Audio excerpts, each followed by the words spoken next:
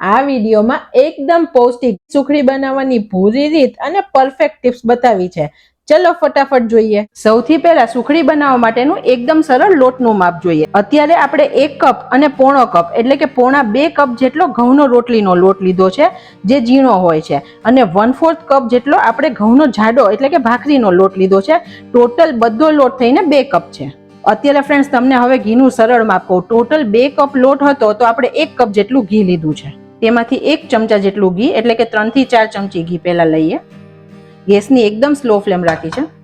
આપણે 10 નંગ જેટલી બદામ લીધી છે, જેના 2 ટુકડા કર્યા છે. 10 નંગ જેટલા કાજુ લીધા છે, જેના પણ 2 ટુકડા કર્યા છે.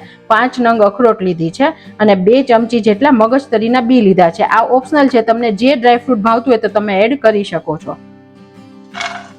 બહુ વધારે ઘી અત્યારે આપણે એડ નથી કરવાનું. ફ્રેન્ડ્સ, આ સુખડીને આપણે 10 થી 12 દિવસ સુધી ખાઈ શકીએ છીએ. તો મોઇસ્ચર નીકળી જવું જરૂરી છે, જેથી આપણે ડ્રાયફ્રૂટ રોસ્ટ કરીને નાખીએ છીએ. થોડા ગોલ્ડન આપણે શેકીશું.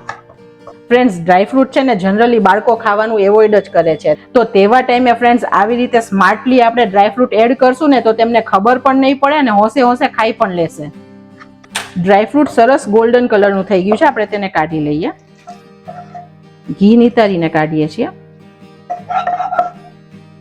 ડ્રાયફ્રૂટ ઠંડુ થાય પછી તેને મિક્સીની જારમાં લઈએ છીએ અને 3 ચમચી જેટલું ટોપરાનું છીણ એડ કરીએ છીએ. જે સૂકા ટોપરાનું ઝીણું છીણ આવે છે તે લીધું છે. આ બધું આપણે પલ્સ મોડ પર ઓન ઓફ કરતા કરતા ક્રશ કરીએ. ગેસની ફ્લેમ ચાલુ કરીને એકદમ સ્લો રાખી છે અને માપનું જે વધેલું ઘી હતું તે બધું લઈ લઈએ છીએ. ઘી આપણું થોડું ગરમ થઈ ગયું છે તો આપણે ઘઉંનો લોટ એડ કરીએ અને આપણે ઘઉંનો કરકરો લોટ એટલે કે થોડો જાડો લોટ પણ એડ કરી દઈએ. કરકરો લોટ લેવાથી ફ્રેન્ડ્સ આપણી સુખડી છે ને એકદમ સરસ દાણેદાર બનશે. જ્યારે આપણે કોરો લોટ મિક્સ કરીએ ઘીમાં ત્યારે ઘી બધું તે લોટ શોષી લેશે અને જેમ જેમ શેકાશે તેમ તેમ હલકું થઈને ઘી આપણું છૂટું પડતું જશે. આપણે જનરલી સુખડી બનાવતા હોઈએ છીએ, પણ આ થોડી અલગ રીતની સુખડી છે. એ ખાવામાં એકદમ સોફ્ટ અને એકદમ પૌષ્ટિક છે. તો તમે જરૂરથી એકવાર ઘરે ટ્રાય કરજો. અને ઘણા બધાને એવો પ્રોબ્લેમ આવતો હોય છે કે સુખડી બનાવ્યા પછી ચવડ થઈ જાય છે. તો આજે જે રીતે હું બનાવું છું તે રીતે તમે ચોક્કસ બનાવજો. એકદમ સોફ્ટ અને દાણેદાર સુખડી તૈયાર થશે. આપણે મિશ્રણને સતત હલાવવાનું. જો આ ટાઈમે થોડું ડ્રાય લાગે તો બીજી 1 ચમચી ઘી આપણે એડ કરી શકીએ છીએ. લોટ આપણે અત્યારે તમે જે કલરનો જોવો છો તેનાથી કલર બદલાઈને ગોલ્ડન થશે ત્યાં સુધીનો લોટ આપણે શેકવાનો છે. અને તમે જુઓ અત્યારે લોટ આમ છૂટો ને કડક છે, પછી એકદમ સરસ નરમ લોટ તૈયાર થશે. ગેસની ફ્લેમ એકદમ સ્લો રાખવાની છે, જેથી તે ઉપરથી એકદમ જલ્દીથી લાલ ના થઈ જાય અને લોટ આપણો કાચો ના રહે. 1 ચમચી જેટલું ઘી હું પણ અત્યારે એડ કરું છું. ઘણીવાર લોટ છે ફ્રેન્ડ્સ તે અલગ રીતે ઘી શોષતું હોય છે. તો બહુ જ કોરું લાગે અને આપણે શેકી ના શકીએ તેવું હોય તો આપણે અડધીથી 1 ચમચી ઘી એડ કરવાનું.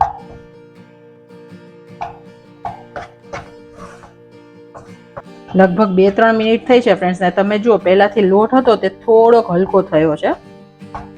ફ્રેન્ડ્સ, આપણા વડીલોએ આ મીઠાઈ કેવી મસ્ત બનાવી છે કે એક ટુકડો સવારમાં ખાવ ને બધા પોષક તત્વ મળી જાય. કેમ કે ગોળ છે, ઘી છે ને ઘઉંનો લોટ છે. ઘી અને ગોળ ખાવાથી આપણા હાડકાં મજબૂત થાય છે અને ઘઉંથી આપણને ગ્લુટન મળી રહે છે. તો એનર્જીથી ભરપૂર છે. ફ્રેન્ડ્સ, એનર્જી બાર તો હવે નીકળ્યા છે. આપણા વડીલો પહેલેથી એનર્જી બાર ખાતા જ હતા, ખાલી નામ સુખડી હતું. લોટને શેકાતા 5 થી 7 મિનિટ જેવો સમય થયો છે. થોડો હલકો થયો છે, પણ હજી આપણે જોઈએ તેટલો કલર ચેન્જ નથી થયો. ફ્રેન્ડ્સ, સુખડીનું સિક્રેટ એ જ છે કે આપણે લોટ એકદમ સરસ શેકવાનો. જો તે કાચો રહેશે ને તો ખાવામાં બિલકુલ નહીં ભાવે. અત્યારે એટલી મસ્ત સુગંધ આવે છે રસોડામાં. ફ્રેન્ડ્સ, આવી જ અવનવી રેસિપીઝ જોતા રહેવા માટે રૂપલ્સ ટેસ્ટી ટ્રીટ્સને સબસ્ક્રાઇબ જરૂર કરજો અને તમારા ફેમિલી અને ફ્રેન્ડ્સમાં શેર પણ કરજો, જેથી તેમને પણ મારા નવા વિડીયોના નોટિફિકેશન તરત મળે. હવે થોડો કલર ચેન્જ થતો આવે છે અને તમે જુઓ લોટ પણ આમ હલકો થઈ થોડો જાળીદાર થઈ અને સરસ શેકાતો આવે છે. પણ હજી કલર લાઇટ છે તો આપણે થોડો થવા દઈએ. હવે આપણો લોટ શેકાઈ જવા આવ્યો છે. એપ્રોક્સ 10 મિનિટ જેટલો સમય થયો છે. હવે ડ્રાયફ્રૂટ એડ કરી દઈએ. કેમ કે આપણે ડ્રાયફ્રૂટ રોસ્ટ કર્યું હતું ફ્રેન્ડ્સ, પણ ટોપરાનું છીણ તે રોસ્ટ કરેલું નહોતું. તો 1 મિનિટ માટે આપણે તેને રોસ્ટ કરી લઈએ. હવે આપણો લોટ સરસ શેકાઈ ગયો છે અને કલર પણ ચેન્જ થઈ ગયો છે. આપણે ગેસની ફ્લેમ બંધ કરીએ છીએ. હવે ફ્રેન્ડ્સ એક સિક્રેટ વસ્તુ કહું કે સુખડી આપણી ચવડ કેમ બને છે. આપણે ગોળ જ્યારે આ મિશ્રણ ગરમ હોય ને એટલે કે ગેસ પર હોય ત્યારે જ એડ કરી દઈએ છીએ તો ગોળનો પાયો બની જાય છે અને તે ચવડ અને સ્ટીકી થઈ જાય છે. આપણે તેને નીચે ઉતારીને 1 મિનિટ જેટલું ઠંડુ થઈ જવા દઈએ અને સેજ હલાવવાનું, કેમ કે કઢાઈ ગરમ છે, નીચેથી લોટ વધારે શેકાતો આવે. જે મોલ્ડમાં સુખડીને ઠારવી હોય તેને ઘીથી ગ્રીસ કરી લઈએ. હવે ગોળનું પણ સરળ માપ કહું. 2 વાટકી લોટ હતો તો 1 વાટકી આપણે ઘી નાખ્યું ને 1 વાટકી આપણે ગોળ નાખીએ. મેં અત્યારે દેશી ગોળ લીધો છે. હવે તેને સરખો મિક્સ કરીએ. જો તમારો કોલ્હાપુરી ગોળ હોય ફ્રેન્ડ્સ તો તમારે તેને સરખો ઝીણો સમારી લેવાનો જેથી સરસ મિક્સ થઈ જાય.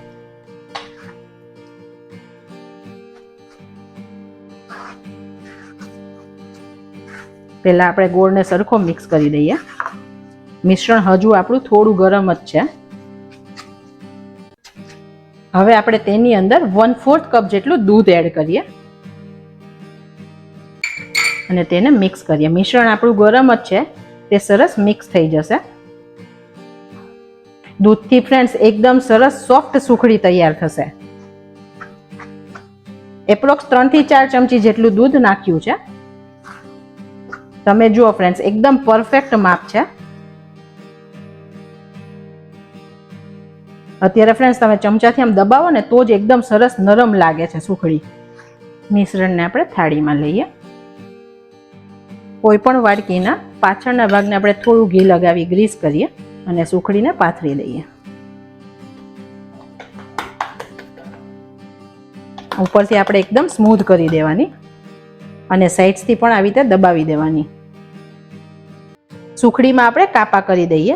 આ થોડી ગરમ હોય ત્યારે કરી દેવાના ફ્રેન્ડ્સ. તમે જુઓ કેટલી સોફ્ટ છે અત્યારે.